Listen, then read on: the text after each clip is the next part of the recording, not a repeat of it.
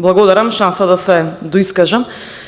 Критикувавте за проекти во локалната самоуправа. Преку Министерството за локална самоуправа се отпочна со најголемиот капитален проект за капитални градби во општините. Само за информација, 288 одобрени проекти за општините од областа на транспорт, животна средина, образование, култура, спорт и социјална политика.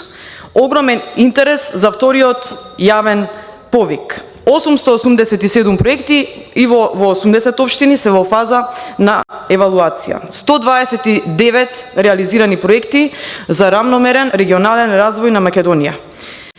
Значи, да ве потсетам. 8 по 2, отприлика 16 пати поднесувани едни исти амандмани за време на вашето владење беа одбивани од ваша страна. Знаете зошто? Затоа што имавте селекција на одобрување на амандмани на политички подобни и неодобрување на политички неподобни општини. Сега заврши времето, значи во овие реализирани проекти, проекти на евалуација, на подготовка на проекти, нема селекција на општини политички подобни, политички неподобни. Кој поднел проект, ако е во ред, добива. Значи нема селекција како вие и сегрегација што ја направивте, поларизација во општеството. Пустош, со еден збор пустош направивте. Еве во однос на образованието. Во однос на образованието, инвестицијски циклус од 32 милиони евра, односно 2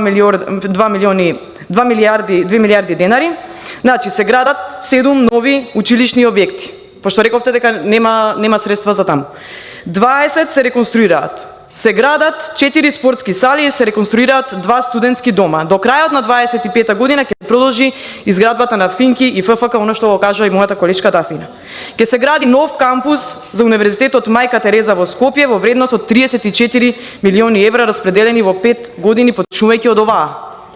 Ќе се гради нов кампус за медицинскиот факултет во Штип и вие треба да сте горди како штипјанец за оваа инвестиција, чии простори во моментот се наоѓаат нели на повеќе различни локации.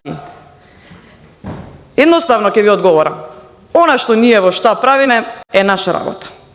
А моја топла препорака во вашите штабови треба да размислувате кај ќе одите кога ќе ви се растури партијата, бидејќи на повидок е растурање на вашата партија, но не извлековте лекции од минатото.